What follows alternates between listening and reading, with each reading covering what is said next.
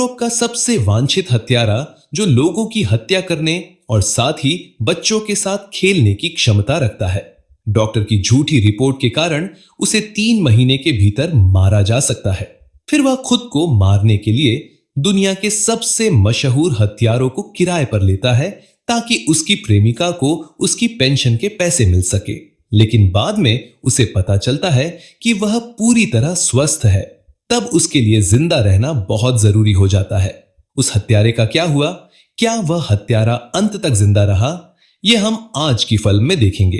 तो चलिए बिना किसी देरी के वीडियो शुरू करते हैं। तो फिल्म की शुरुआत यूरोप के सबसे वांछित हत्यारे जॉय फलॉट से होती है। जॉय एक थिएटर में आता है जहां एक आदमी रहता है ताकि गैंगस्टर को मार सके। वह गैंगस्टर का गला काटकर दूसरे सुरक्षा गार्ड को मार देता है और फिर वह उसके पास आता है। वह गैंगस्टर के सिर में गोली मारकर उसे मार देता है और फिर वह पहली बार मैसी को देखता है। मैसी इस स्टेज पर डांस कर रही थी। जब वह थिएटर से बाहर निकल रही थी तो सभी उत्साहित हो रहे थे। तभी मैसी वहीं गिर जाती है और कुछ लोग मैसी को पकड़ लेते हैं। जॉय वहां आता है और सबसे पहले मैसी का फोन लेता है और फिर मैसी को अपनी किताब में थिएटर से बाहर ले जाता है। मैसी की जान बचाने के लिए मैसी जॉय को धन्यवाद देती है। फिर जॉय के मन में एक तरह की परेशानी पैदा होती है। जब मैसी उसके लिए पानी की तलाश में जाती है तो जॉय यहां से गायब हो जाता है। जॉय रात को अपने घर आता है और आप देख सकते हैं कि मैसी का फोन उसकी जेब में है। रात को बाहर जाने के बाद अगली सुबह वह अस्पताल आता है और अपने दिमाग के कुछ टेस्ट करवाता है। फिर वह अपने ठेकेदार जेवियर के पास आता है। ठेकेदार जेवियर को तमाम तरह के निर्देश देता है। जॉय जेवियर को बताता है कि वह आज अस्पताल आया है और उसकी हालत खराब होती जा रही है। फिर उसे जॉय के आखिरी मिशन के लिए पैसे देने पड़ते हैं और जेवियर जॉय से कहता है कि उसे अपनी जिंदगी में एक औरत की जरूरत है और उसे उसके साथ समय बिताने की जरूरत है। उसे एक अच्छे इंसान की जरूरत है। जॉय इस बारे में सोचता रहता है और जॉय मैसी के डांस क्लब से बाहर आता है। वह मैसी का फोन लौटाने के लिए यहां आता है। जब वह फोन लेकर जाता है तो मैसी जॉय को देख लेती है और जॉय कहता है, अगर तुम्हारे पास कोई काम नहीं है तो मुझे खुशी होगी अगर तुम आज रात मेरे साथ खाना खाओ। फिर मैसी जॉय को अपना फोन नंबर देती है। जॉय पहले तो नंबर कूड़ेदान में फेंक देता है, लेकिन थोड़ी देर बाद उसे जेवियर की बातें फिर याद आती हैं और वह नंबर लेकर घर आ जाता है। बहुत सोचने के बाद वह मैसी को एक संदेश भेजता है और वह रात को मैसी के साथ डिनर पर आता है। वे खूब बातें करते हैं और दोनों एक दूसरे को पसंद करने लगते हैं। एक समय ऐसा आता है जब दोनों खुलकर हंसने लगते हैं। फिर वे एक दूसरे से हर दिन मिलने लगते हैं। जॉय कुछ समय मैसी के साथ बिताता है और बाकी समय वह अपनी हत्याओं को अंजाम देता है। वे एक साथ 2 जिंदगियां बिताने लगते हैं। जब जॉय और मैसी के बीच संबंध खराब हो जाते हैं तो वे शारीरिक संपर्क खो देते हैं। फिर एक दिन जॉय जेवियर के पास आता है और वह जेवियर को यह समझाने की कोशिश करता है कि मुझे एक लड़की से प्यार हो गया है। मैं उसके साथ परिवार शुरू करना चाहता हूं, इसलिए मैं यह नौकरी छोड़ना चाहता हूं। फिर जॉय कहता है कि कल उसका जन्मदिन आ रहा है। मैसी ने उनके यहां आने के लिए एक पार्टी रखी है। उस पार्टी में जॉय के बॉस जेवियर और उसकी पत्नी अपना समय बिताने के लिए खूब बातें करते हैं और खूब हंसते हैं। उस दिन जेवियर जॉय को बताता है कि मैसी सच बोल रही है, वरना अगर बाद में उसे मैसी के बारे में पता चल गया तो उसे बुरा लगेगा और उसका रिश्ता बर्बाद हो जाएगा। अगले दिन जॉय अस्पताल आता है। डॉक्टर से उसे पता चलता है कि उसे सीजेडेन नामक मस्तिष्क रोग है। इस बीमारी का कोई इलाज नहीं है और डॉक्टर जॉय को बताता है कि वह 3 महीने में मर जाएगा। वह घर आता है और बीमारी के बारे में इंटरनेट पर खोज करता है और उसे हर जगह यही बात मिलती है कि इस बीमारी का कोई इलाज नहीं है। वह बहुत क्रोधित हो जाता है और अपनी जान लेने की कोशिश करता है, लेकिन फिर उसे एक विचार आता है, अगर वह खुद को मार लेता है तो उसे आत्महत्या करने के लिए किसी भी तरह का बीमा नहीं मिलेगा। इसलिए वह सबसे पहले जेवियर के पास जाता है और वह जेवियर को अपनी हालत के बारे में बताता है। जेवियर कहता है कि अगर कुछ हुआ तो मैं तुम्हें मारने के लिए किसी को भी किराए पर नहीं रख पाऊंगा। फिर जॉय अपना दिमाग खो देता है और एक दुश्मन के पास जाता है। उस लड़की का नाम एंटोनिएटी था। एंटोनिएटी भी एक हत्यारा है, लेकिन जॉय ने किसी समय एंटोनिएटी के माता पिता को मार डाला था, इसलिए एंटोनिएटी जॉय का निजी दुश्मन है। जॉय कहता है कि अगर तुम मुझे मारना चाहते हो तो तुम्हारे पास मौका है। तुम्हें मुझे 24 घंटे देने होंगे। आज आधी रात के बाद अगर तुम मुझे मार सकते हो तो मैं तुम्हें खुद $2 मिलियन दूंगा। एंटोनिएटी सहमत है और एंटोनिएटी ने दुनिया के सबसे निडर स्नाइपर को काम पर रखा। उसका नाम ज्यूरिक था। उसने एक कोरियाई हत्या टीम को भी काम पर रखा। इस गिरोह का नाम गोयांग गैंग था। उस समय इस गिरोह के सभी सदस्य कोरिया के एक बार में एक मिशन को पूरा कर रहे थे। उन्होंने वहां रहने वाले लोगों के हाथ पैर काट दिए और उन्हें जमीन पर फेंक दिया। उसके बाद वे उस प्रस्ताव पर यूरोप आने लगे। उसके बाद एक और टीम को काम पर रखा गया। टीम का नाम था लोंगो ब्रो। लोंगो के भाई के दो भाई एक बाइकर गिरोह थे। उस समय वे एक मिशन पूरा कर रहे थे जहां उन्होंने एक लड़के का हाथ बांधा और उसे बाइक पर फेंक दिया। उस रात जॉय मैसी से मिलने आता है। मैसी जॉय से कहती है, मैं तुम्हें कुछ बताना चाहती हूं। मैसी जॉय से कहती है, मैं तुम्हें कुछ बताना चाहती हूं। हमारा रिश्ता यहीं खत्म हो जाता है। हम एक दूसरे को फिर कभी नहीं देखेंगे। एक दिन तुम समझ जाओगे कि मैं ऐसा क्यों कर रहा हूं। मैसी उस जगह से चली जाती है। रात को जब जॉय घर में बैठा था तो उसने मैसी को मैसेज भेजने के लिए अपना फोन चालू किया। जैसे ही उसने अपना फोन चालू किया, उसे डॉक्टर के बहुत सारे मैसेज मिले। उसने डॉक्टर को फोन किया और बताया, आपकी रिपोर्ट किसी और व्यक्ति के साथ बदल गई है। तुम नहीं मरोगे। तुम्हारे पास जीने के लिए बहुत समय है। यह जानकर जॉय की पूरी दुनिया उलट जाती है। वह देख सकता है कि रात के 12 बजे सिर्फ 4 सेकंड बचे हैं। वह डॉक्टर का फोन काट देता है और बम लेकर घर में बैठ जाता है। उसी समय गो यंग्स का गिरोह उसके घर पहुंच जाता है। कोरियाई गिरोह गो यंग्स के 2 सदस्य उसे एक कमरे में ले जाने के लिए आते हैं। वह वहां रहने वाली एक लड़की का गला काट देता है। वह घर का दिया तोड़कर दूसरे कमरे में फेंक देता है। एक डाकू उसे मारने आता है। वह लड़के को पकड़ता है और उसे इतनी जोर से पटक देता है कि लड़के का सिर धातु की छड़ से टूट जाता है। फिर एक और लड़की उसे मारने आती है। उसके हाथ में 2 बड़े ब्लेड हैं। वह जॉय के कंधे में एक ब्लेड रखती है, लेकिन जॉय लड़की को इतनी जोर से मारता है कि लड़की के दांत निकल आते हैं। जॉय फिर गोयंग से कहता है, तुम चाहो तो अपने गिरोह को बचा सकती हो। अगर तुम गोयंग की जेब से चाकू निकालोगी तो जॉय बड़ा ब्लेड गोयंग के चेहरे पर मार देगा। फिर लड़की फिर से जाग जाती है और जॉय का नाम लेकर चिल्लाने लगती है। जॉय खुद ही बम सक्रिय करता है। लड़की को विस्फोट करके घर से बाहर फेंक दिया जाता है। फिर जॉय एंथनी को बुलाता है।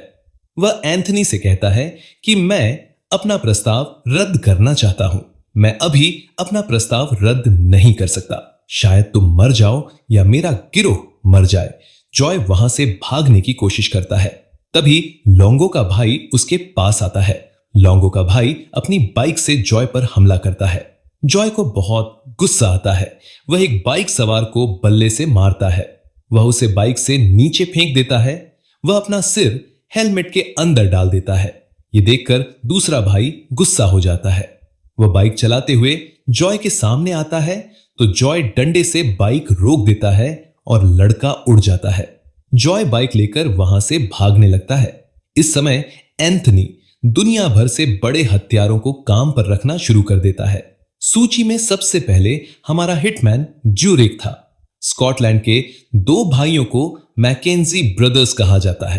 पैसे की रकम 2 मिलियन से 4 मिलियन है। पैसे की रकम सुनकर दोनों भाई गुस्से में आ जाते हैं और अपने सिर में बियर की 2 बोतलें तोड़ देते हैं। उसी समय यह खबर 2 लड़कियों तक पहुंचती है जिन्हें पार्टी गर्ल्स कहा जाता है।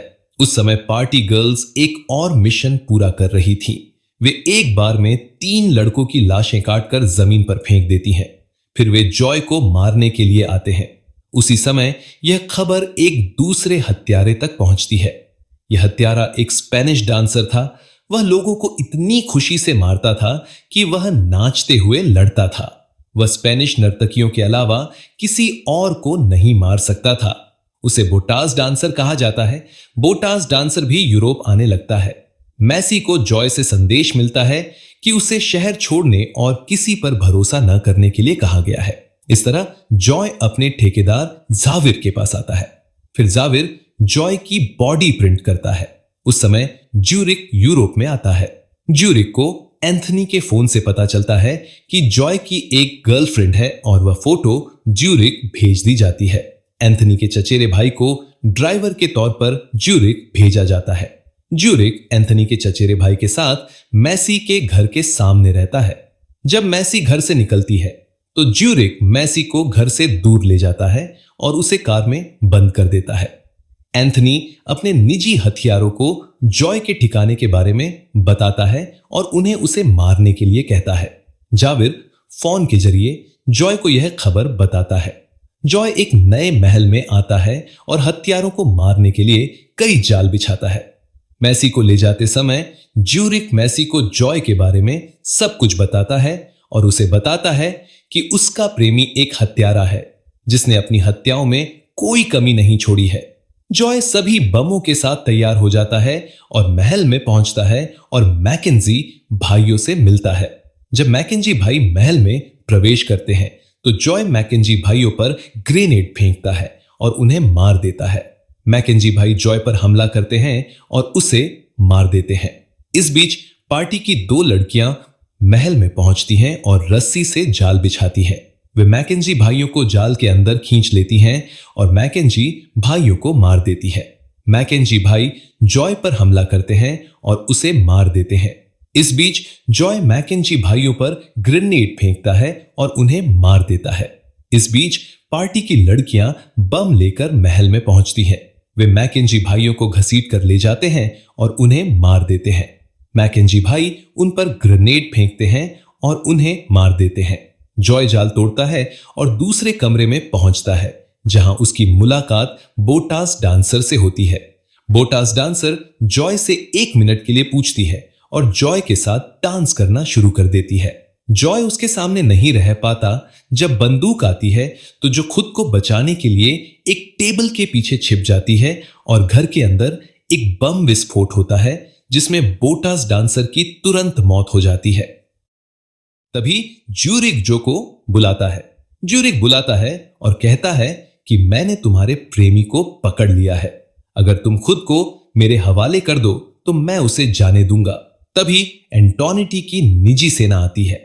वे सैन्य हथियारों और काले कपड़ों के साथ घर में प्रवेश करते हैं जो उनके लिए एक जाल बनाती है। दूसरी तरफ मैसी एंटोनिटी के चचेरे भाई से कहती है कि मुझे कार से उतरना होगा, मैं मुसीबत में हूं। वह आदमी मूर्ख था। मैसी को कार से बाहर निकालने के बाद मैसी एक छड़ी लेती है और उस आदमी को चाकू मार देती है। दूसरी तरफ जो महल के अंदर एक बम विस्फोट करती है और एक साथ कई सेनाओं को मार देती है। कुछ सेनाओं को मारने के बाद वह महल के तहखाने से बाहर आता है। ज्यूरिक उसके सामने खड़ा है। ज्यूरिक कहता है कि मैं तुम्हारे प्रेमी को जाने दूंगा, तुम अपनी बंदूक नीचे गिरा दो। बंदूक गिराने के बाद मैसी ज्यूरिक के पीछे से गाड़ी चलाती है और ज्यूरिक पर चाकू से हमला कर देती है। फिर मैसी जो को अपनी कार में ले जाती है और वे वहां से भाग जाते हैं। जब वे भागते हैं तो मैसी जो से कहती है कि मैं तुम्हें जो बताना चाहती थी वह यह है कि मैं तुम्हारे बच्चे की मां बनने वाली हूं, लेकिन उस दिन तुमने मेरी बात नहीं सुनी। तुम अपनी कहानी सुनाकर वहां से चली गई। जब जो को पता चलता है कि वह पिता बनने वाला है तो वह उसे बहुत पसंद करती है और फिर मैसी कार में खो जाती है। जो देखती है कि मैसी के कान में एक गोली फंसी हुई है। वह मैसी को एक चर्च में ले जाती है और चर्च में फादर उनकी मदद करता है। मैसी उसे वापस ले आती है और फिर जो मैसी से माफी मांगती है और उसे प्रपोज करती है और उससे शादी करने के लिए कहता है। मैसी इस प्रस्ताव को पाकर बहुत खुश होती है। वे पिता से शादी करने का अनुरोध करते हैं, लेकिन पिता कहता है कि एक शर्त है, अगर तुम मेरे सामने अपना अपराध स्वीकार करोगे। जब वह अपना अपराध स्वीकार करना शुरू करता है तो वह बहुत से लोगों की हत्या कर देता है।